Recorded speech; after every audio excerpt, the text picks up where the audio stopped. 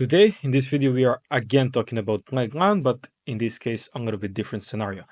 We are playing now blitz games, and I'm gonna play these certain positions. Currently now I achieved this position on the board, and my opponent played a move h3, which is something very typical for us. How we wanna now proceed with the black line opening. We wanna continue with h6 and g5 because they created a hook. Okay, my opponent went bishop f1, which is really weird move. That actually gives me the chance to immediately strike my attack with g5. And okay, this is very bad actually now. g4 is allowing me to create even easier attack. Firstly, the only thing that I don't like is that my pawn is hanging after all. So maybe I'm gonna firstly open up the line and try to now put a pressure more on g4. So after h5, when we attack here with many different pieces, even though they take this pawn, we are about to win this important pawn on g4 that gives us a lot of tension on the g and h line. This could be the problematic move, but we always have 96, and once we start opening this side of the board, also bishop c5 here looks like a reasonable move. Maybe we also have some sort of g3 threat. Okay, b4, I think it's not a big deal. We have at least bishop d4 pinning here, and now we also threaten this. Yeah, this is something I was telling you. It's a little bit sharp moment for both of us. So 96 will blockade this stuff. Also offers some trades. Yes, and now we can even prepare some sort of castling. Yeah, we like that. Now the even queen is getting the tension on the other side. Okay, they're avoiding the trade, so that's reasonable because they don't want to open up the G line. But what will happen if I just push G3 and look at this? Yeah, they're about to sacrifice the exchange. So can we take and then knight g4? That looks interesting to me. Yeah, let's take. If queen takes, I have knight g4. Yeah, I'm about to win some material now. There is no checks. Yeah, let's now just take this rook. They take back, let's castle, and now we are preparing also this move. Okay, what is this? We can just take, and pretty much the game will be over sooner or later. They're going to resign. Okay, so we won the game. As you see, we can just take a quick analyze look here. So at this point in the sequence of h6, let's see what engine is saying in these variations. After h6, for them is definitely not good to go bishop f1. I think white needs immediately to strike with a4 to get some space on the other side. But instead of that, they pick passivity. Okay, bishop f1 is not a bad move, also avoiding some b5 moves, but I think a4 is more reasonable than bringing the bishop back. I push g5, which is of course not a best move, but in style of the black line opening, we are playing this. By the way, this opening as a recommended to you very much in other YouTube videos. You can also find the one on my website, the PGN file. I'm gonna put a link in the description, so you're gonna have everything very explained, packed in one file, only for you and for your next tournament preparation. Good luck with that. So my opponent went g4 here, and this is actually not a good move. This is actually a mistake, because after now we start regrouping our other knight on the board and open up our bishop. The attack is very quick because they allow us this interesting hook. Anyway, we saw the hook on g4 with our pawn playing this, but on the other side, when they play g4 themselves, then the h5 is a hook, and the attack is just getting much quicker. And that's how you attack. You need to open up the bishop. If you push h5 here, that's also possible, but I just didn't like maybe this move. Well, of course we can take, and if they take back like this, like queen is protecting, but then the other knight won't get in. So you can prepare it, you can immediately take it. It's not really something that their opponent, or I mean your opponent, will do strongly here and protect and provide a certain counterplay. So this is not a good way how white should play. Like h3 is not it's not a big deal for white. Let's now see the position if they're playing without h3. Okay, now we see different position because they didn't play h3, so our attack with h6 g5 is not really something we want to do now because the attack is not fluent as it earlier. We don't have any pawn to target, any h3 or g3 at least. So maybe here we can just wait a little bit. We can also play h6, but if you're a fan of the tame line opening, you can also just go castles. In this case, I will just play a a5 move, which is an amazing one. And I'm just consolidating the thing on the queen side, stopping their progress, also with some sort of b4. Knight g5 is an interesting move, doing some little threats here, but now we can castle. I think it's time for castles. They brought the knight back. This is actually a smart idea, stopping all black line ideas. But now when you enter this tame line opening, which is also in my PGN file on my website, I'm going to put link in description. I recommend b6, bishop b7, and now just to continue normal development on the other side. Also, you don't want to play so much with these pawns because you're going to also create your own weaknesses. So now let's just play bishop b7.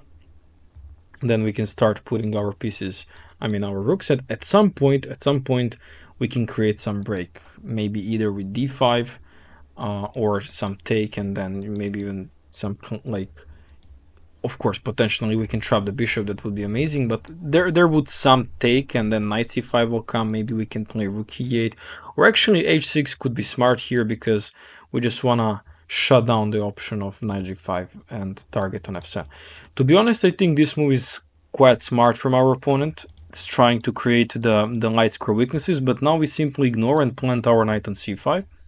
And when they take here, we just take back with our bishop. Maybe we can include this. I think this is smart. Why not to include this? Target, eliminate their strong bishop, and now take back. So we have a decent control here. I completely understand this move from my opponent. He would like to target my bishop, target d6, and use the knight for some potential sacrifices. So the thing is, now we want to open up the position as soon as possible with e5. Why? The thing is because we have a bishop pair. So how are we going to do that? We're going to seek for the opportunity for a quick break with this, or firstly rook e8, bishop f8, and then rook d8 with d5. What is faster? That's a good question. Also, we might have some idea of knight takes c4. I see now that one. So if they take back with knight, we can take this one on h4. If they take back with rook, we're going to take back here. So I think this tactic actually works. I just need to check it twice. Yeah, I think this tactic works. Knight takes here, then bishop takes h4. They will take on d6, and we successfully...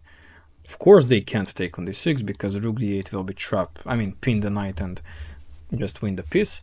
So now we have an easy game, right? We just bring the bishop back. If we... Oh, we can actually... I could actually just trade more pieces. I made a mistake. But okay, never mind. We can do it on the next move pretty much. Maybe here we can challenge the knight. If they take our bishop, we're gonna just take it back. And we like the trades. We like the trades pretty much. So I think now we can do c5 and then e4. Oh, double attack. I missed it. Okay, it's not really a big deal because we have queen c5. Okay, they're providing some reasonable attacks, and I think I missed that. To be honest, I missed that. It's a blitz game, of course. Our opponent is having more time than us. Okay, now let's protect this pawn. We need to speed up. Let's protect more. It's important that we are guarding everything. We can start trading. Let's just start trading. I don't want to play this position. Now b5. Okay, opposite color bishops are always known for maybe drawish endgames, but we have a rook still on the board, so you see that they're playing very risky. Now they're allowing us to take many pawns. Let's just push this. And let's go here, then rook c2. Check. If rook d2, we're gonna take. Now we're gonna push threaten e3. Let's just push this more. Let's just push this more. Okay, let's take. Maybe this. Oh, I forgot about that. My bad. Let's go here and here. Win material. This would be one idea now. Okay, we need to be careful also on the other side.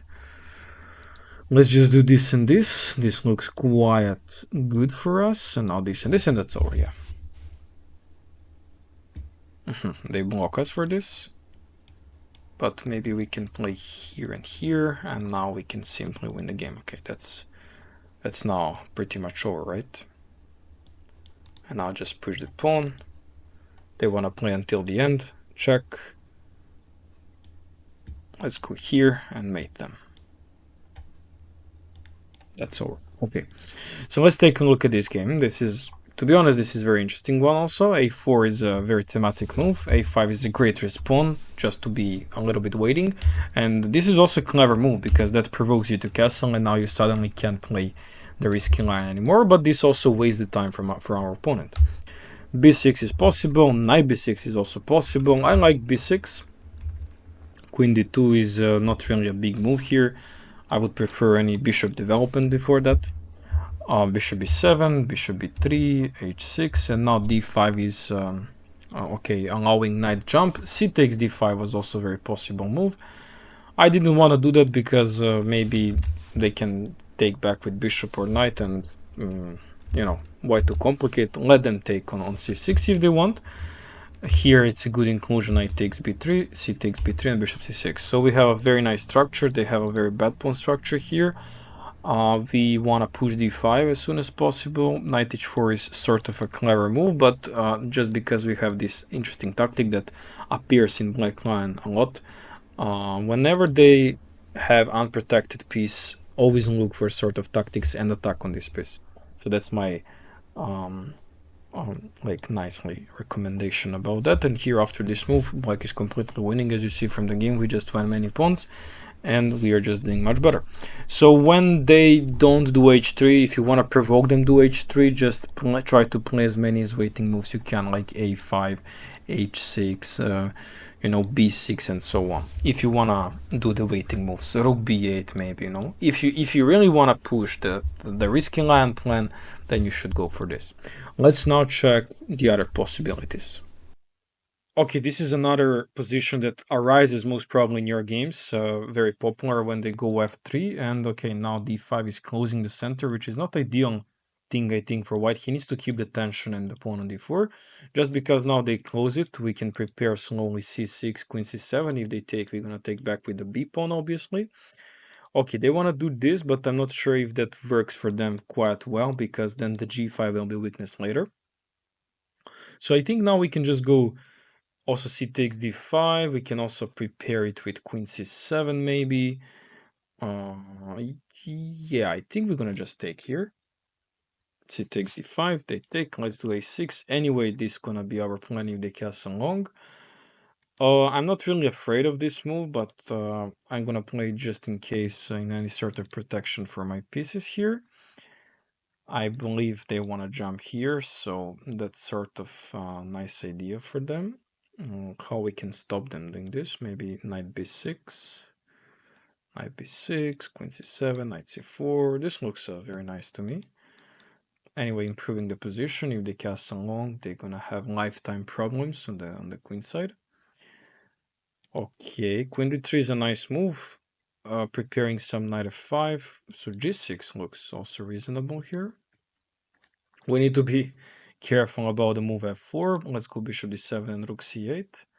Yeah, now since they castled, we're gonna just throw everything on the king side.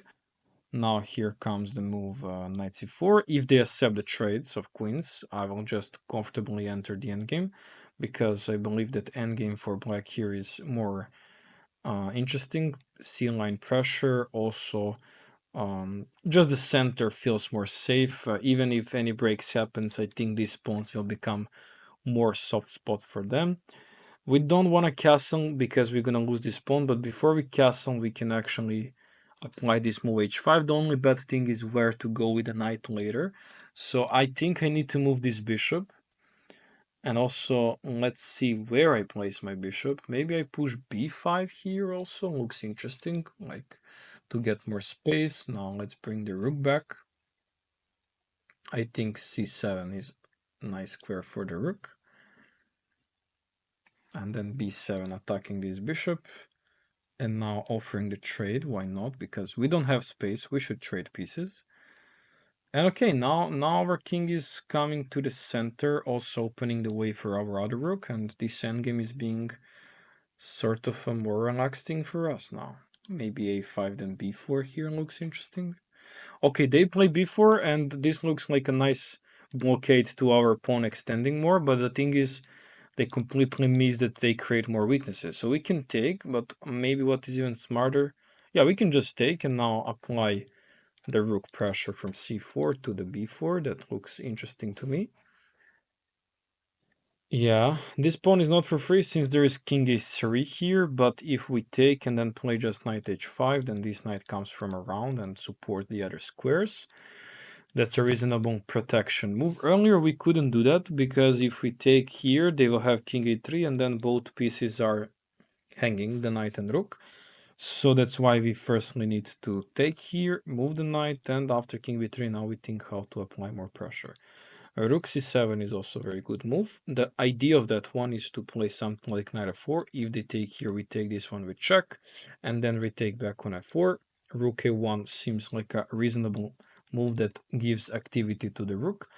Now we can take here, they need to take back with knight, and we simply win the pawn on c2. If they take back with rook, they lose the knight like they did, and now we are completely winning.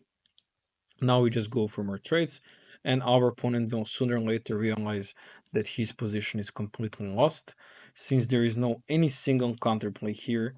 And after we start pushing, yeah, he resigned here, as you see. He was rushing a lot, so the position is just totally winning for black anyway, and we can just certainly quickly take a look in this position what happens after engine help us in our analysis. So yeah, everything which I mentioned here is correct by engine. So c6, then taking on d5 is totally fine.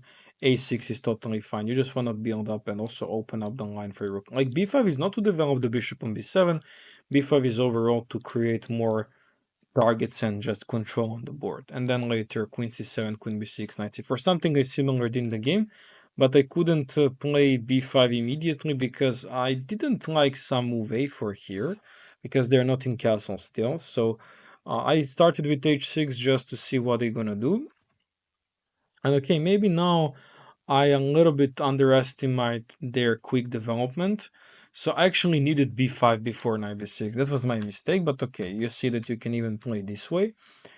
And now my intentions are clear.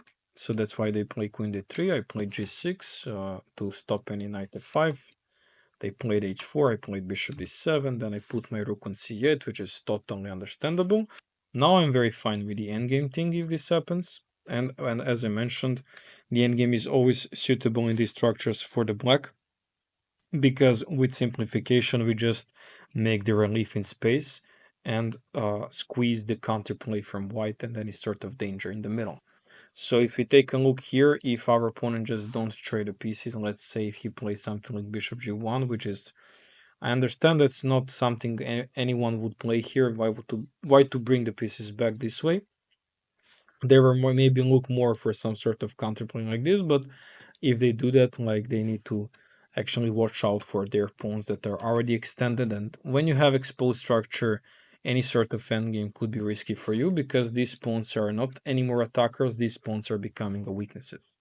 So exactly in this game we see how you can also play peacefully without any rushes in this opening, and you can slowly outplay your opponent in the endgame, start trading your pieces that are passive like I did with my dark square bishop, which is usually a problem in the black line opening, and then also make some progress on the queen side with a queens or without queens. If you made a progress on the queen side while the white's king is cast along is usually a great thing. And as you see, after obtaining the c4 square, our opponent get in a lot of trouble. Yeah, specifically here, the main tactic is knight f4. If they take, we take on c3, like actually happened in the game. So if they take here, firstly check and then take the knight. They did something different. Here they should take back with knight, but this position is quite over because after rook takes c2, this knight is pinned and we are about to include the bishop into the game, then maybe bishop d3, then the other rook will join the game. They completely forget that knight is hanging, and after losing the knight, the game is over. Thank you for watching. You can check out again the description for the PGN file about the Black Lion. I gave here 3 games that are useful to know overall and how to play if you're new buying the Black opening, or if you're already experienced players. I think this video fits you very well to see how masters are playing this opening. If you don't know how to handle still Black Lion, you can check this video here, and this video will show you the complete guide on the black line, how to handle this. So thanks for watching. I'll see you in the next one.